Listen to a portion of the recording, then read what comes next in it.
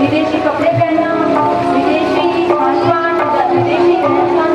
अरे जब परमात्मा ने हमें भारत में भेजा है तो भारतीय बन के जिए ना, नहीं तो प्रार्थना ये करते हैं कि हमें बच्चों की तरह ना विदेश में दे देते जन्म। हम ऋषियों की संतान है। हमारा जीवन सिर्फ इसलिए नहीं हुआ है कि विदेशी लोगों को कर और अपना जीवन विदेशी लोगों की तरह समाप्त कर। विदेशी लोग बहुत ज्यादा षड्यंत्र करते हैं। टीवी में देख के खाली चल ऐसे ही आ रहा है, हमारे शरीर को गिरा ही रहा है। तो ऐसे क्यों देखे अपने शरीर को क्यों गिरा? संकल्प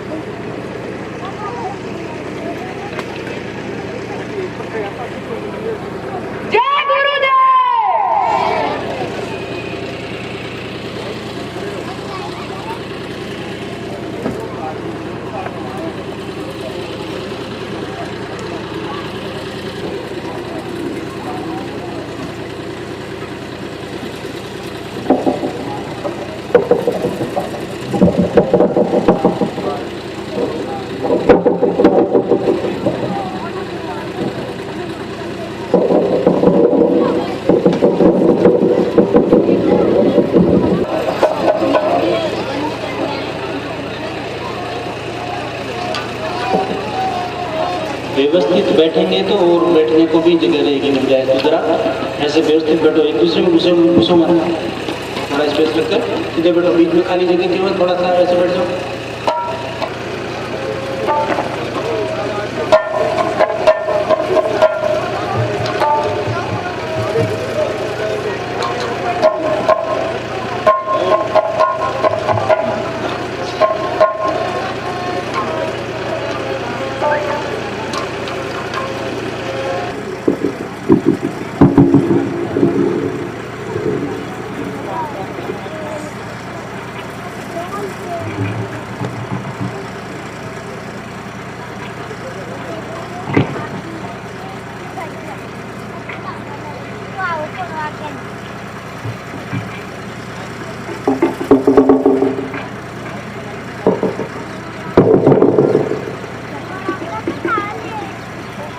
माँ सरस्वती की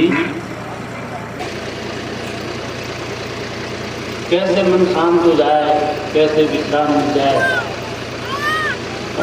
कैसे शक्ति प्राप्त हो जाए। शक्ति के बिना जीवन में कुछ नहीं है। सही शब्दों में देखा जाए तो शक्ति जो है वही जीवन है। स्वामी विवेकानंद जी बोलते हैं कि शक्तिहीन मनुष्य मुर्दा है और शक्तिमान जो है वही जीता है।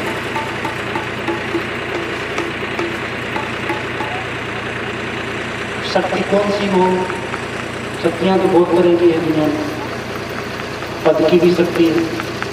एक व्यक्ति बड़ा ऑफिसर है तो उसकी कलम आदेश चलता है, वो भी एक शक्ति है।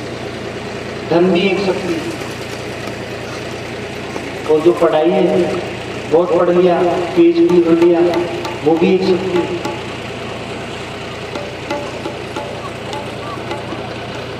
लेकिन ये शक्तियाँ मानसिक शक्ति नहीं है तो ये सारी शक्तियाँ व्यर्थ हो जाती हैं। और मानसिक शक्ति है ना, तो ये जितनी शक्तियाँ हैं, धन की शक्ति, पद की शक्ति, पढ़ाई की शक्ति, ये सब उस मानसिक शक्ति वाले व्यक्ति के आगे फीकी हो जाते हैं। देखो अभी पूरा दुनिया ने देखा कि मानसिक शक्ति से अन्ना हजारे एक व्यक्ति ने इतने बड़े देश की हुकूमत को ऐसा कर दिया कि सिर उठा के देखने लायक नहीं है वो नेता।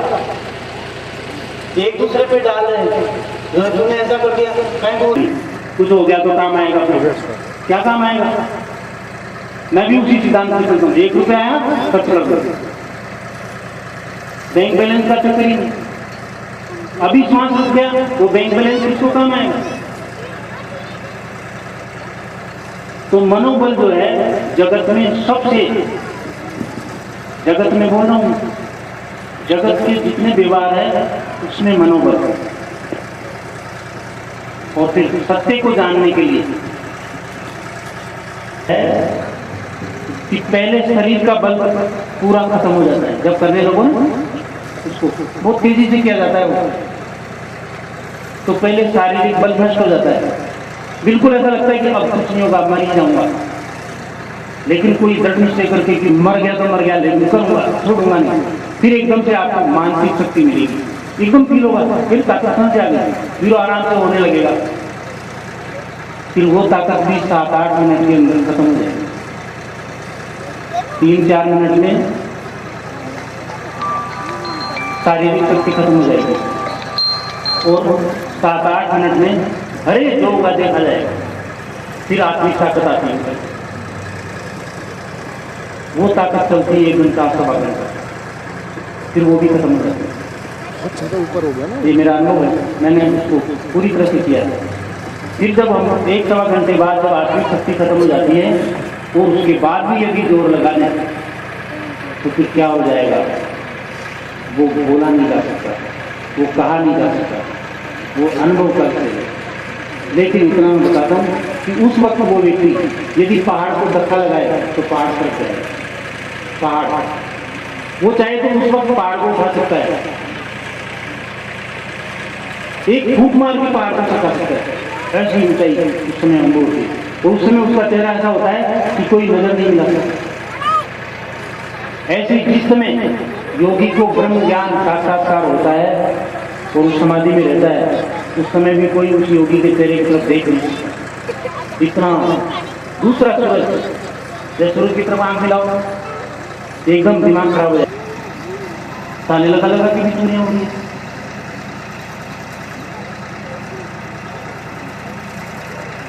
तो वहां पे एक विचार उठता है कि क्या है। तो कुछ लोग बोलते हैं कि भगवान ने दुनिया बनाई है और बनाई तो ऐसे क्या बनाना। तो ये जो विचार उठता है, ये विचार उठता है, लेकिन इस विचार का उत्तर और समाधान जब हम उस पार ब्रह्म परमेश्वर के निकट होते हैं तब समाधान मिलता है। जब तक हम निकट नहीं होंगे, निकट का मतलब वही बताएंगे। संत बताते हैं, संत प्रतिनिधि है, लखा जो चाहे अलग हो इन्हीं में लग गए। जो अलग है, जो नहीं दिखाई देता है, उसको देखना है तो संतों के माध्यम से। संत प्रतिनिधि है परमात्मा। उन्होंने एक हाथ से परमात्मा को पकड़ा है, एक हाथ से आप लोगों को पकड़ने को तैयार है। पुल होता है ना, पुल, नदी के इस पार भी खंबा है, उस पार भी खंबा है, पूरा पुल है। तो उस पार भी पकड़ा हुआ है हाथ, उस पार भी पकड़ा हुआ है, अब आप चल सकते हो। ऐसे ही संत के माध्यम से जो एक तरफ परमात्मा को पकड़े हुए हैं, एक तरफ जगत के जो भी उनके पास आते हैं उन पर कृपा रूप से अपना हाथ रखते हैं। तो जो पार जाना चाहे वहाँ जा सकते हैं। और वहाँ जाकर के ही पता चलता है कि भगवान ने दुख रूप कोई संसार बनाया नहीं, संसार में कहीं दुख है नहीं, कोई दीनता कुछ भी है नहीं। तो गड़बड़ क्या है? तो देख रहे हैं ना बच्चों को, ये देखो कितने बड़े बड़े बच्चे हैं, पढ़ने वाले बच्चे हैं, बस यही गड़बड़ है कि सब बच्चे पढ़ रहे हैं, तो बहुत अच्छे बच्चे हैं, मगर फिर भी थोड़ा सा गड़बड़ कर रहे हैं। तो यही गड़बड़ी हमसे हो रही है कि हम जो विचार करते हैं, जो निश्चय बनाते हैं, उस निश्चय पे टिकती है। एक युग था भगवान राम के वंश का, रघुकुल रीति सदा चली आई, प्राण जाए पर वचन न जाए, कि वचन दे दिया बात खत्म हो गई। अभी वचन इसलिए दिया जाता है कि तोड़ना है। वचन किस लिए देते हैं? कि वचन तोड़ देना है।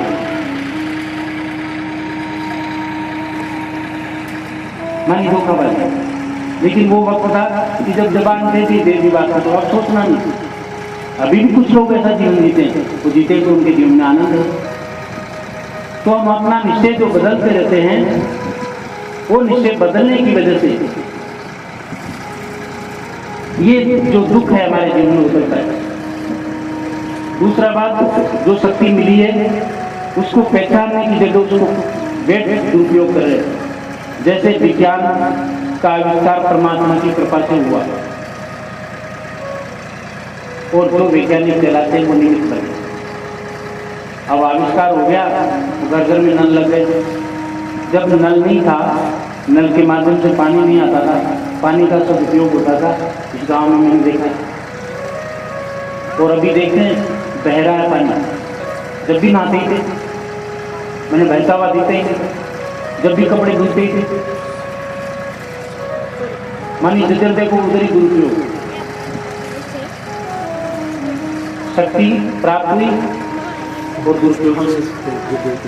कोई ऑफिसर बन गया, कुर्सी ऐसी है कि जहाँ रिश्वत ले सकता है, बिना रिश्वत के तोड़ेगा नहीं। और कुछ बीच में कुछ अच्छे लोग भी। मैं गया जम्मू में, तो उधर पहाड़ों में गया तो एक ऑफिस का मेन जो बड़ा ऑफिसर वो मेरे संपर्क में आया। उसकी वेशभूषा देख के मुझे बड़ा आश्चर्य हुआ कि सुबह 8 बजे ही चला जाता ऑफिस, जबकि टाइम नहीं है ड्यूटी का, वो रात को 9 बजे से बैठा था। मैं बोला ये ओवर टाइम करने का फायदा है? तो बोला देखते नहीं गरीब लोग अभी 10 बार आएंगे पहाड़ों में चढ़ चढ़ के बेचारे 40 वर्ष उम्र 50 वर्ष उम्र 8 किलोमीटर पहाड़ चढ़ के आ रहे हैं, उतर के आ रहे हैं। फिर इनको बोलूँ कि जाओ टाइम हो गया, क्या मतलब? बोला जब तक 2 लोग आ गए उनका सबका काम नहीं करता, 11 बजे रात तक मैं करता था। मैंने कहीं से फायदा? बोले मेरे को सुकून मिलता। और रिश्वत जो लेते हैं उनके देखो नींद में आती गोली ले रहे हैं, हाई ब्लड प्रेशर हो रहा है, तनाव है। मानी एक खुद का आंखों देखी बात बता दूं, मैं बोला तुम बिना गुरु कृपा में आई साधक बन गए, उसका चेहरा मत खिलावा। पत्नी परेशान है, बच्चे परेशान है, भाई बंधु परेशान है, माता पिता परेशान है, कि घर में दिखता ही नहीं है। फिर रात को 10-11 बजे आया, अब कहाँ टाइम, खाया सो गया, सुबह जल्दी उठा, नहाया, थोड़ा पूजा पाठ किया, फिर अपना ऑफिस चला गया।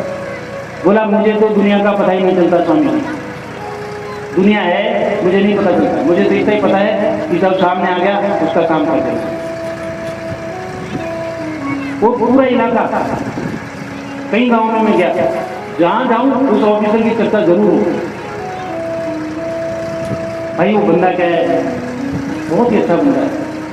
मानी जो उसके अधिकार का काम है वही नहीं, उसके लेवल के जो दूसरे ऑफिसर है जिनसे उनका परिचय है वो काम नहीं कर पाता। फोन करके अपने मित्रों को फोन करता है कि नहीं करो इसका काम, ये गरीब आदमी है। तो शक्ति का सदुपयोग होने से शक्ति और मिलती है और दुरुपयोग होने से नाश हो जाता है। अब सब सीधे बैठेंगे और ध्यान में जाएंगे। सीधे बैठ करके आंखें बंद कर लीजिए।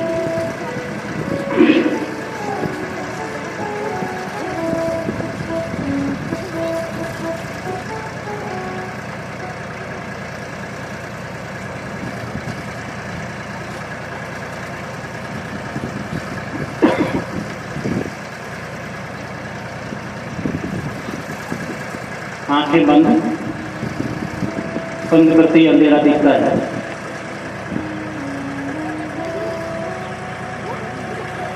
और अच्छा भी लगता है। विचार उठने लगते हैं, कई किस्म के विचार। शरीर को अडोल रखना, आंखें बंद,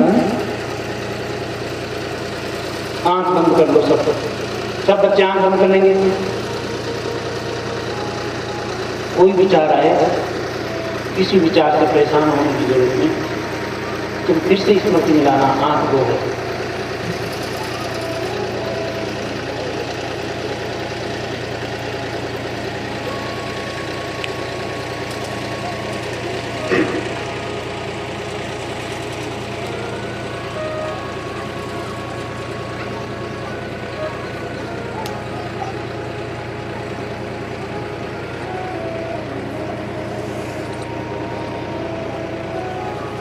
आज करने की बात नहीं है, आंख बंद है और दो है, इतना सोचने मात्र से मन रुक जाता है। केवल दो आंख है, बस इतना चिंतन।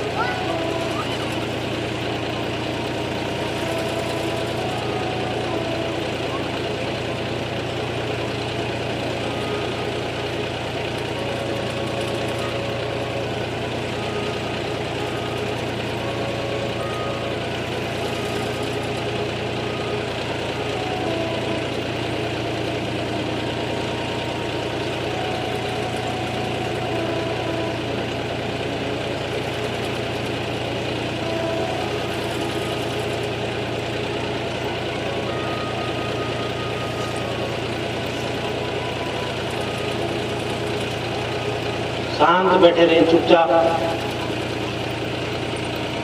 चुप होकर के बैठे।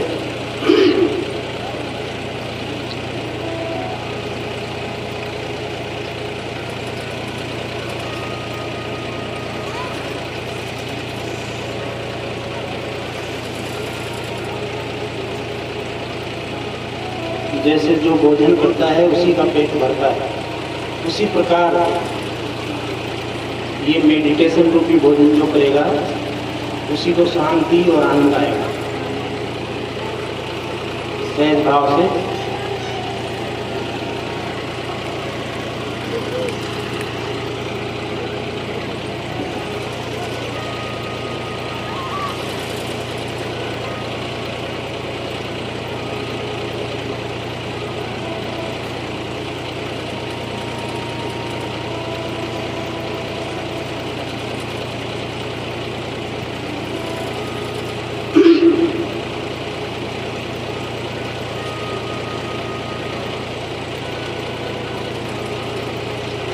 बहुत प्रेम से बार बार ध्यान टूटेगा, बार बार मन आपको ले जाएगा विचारों में, बार बार आंख दो है, दोनों बंद है, बस इतना स्मृति करने की बात है। तो तुरंत आप वर्तमान में आ जाएंगे, यही प्रेजेंट मोमेंट में खड़े हो जाएंगे, फिर अंधेरा दिखाई देगा, फिर सहज अवस्था में जाएगी। बार बार विचार, बार बार होश, बार बार विचार, बार बार होश। एक बार जरा आंखों पे पूरा जोर लगाइए, पूरी ताकत से बंद कर दीजिए, पूरी तरह से विचार समाप्त हो जाते हैं, पूरी ताकत और जोर से बंद कीजिए, और कस के बंद कीजिए।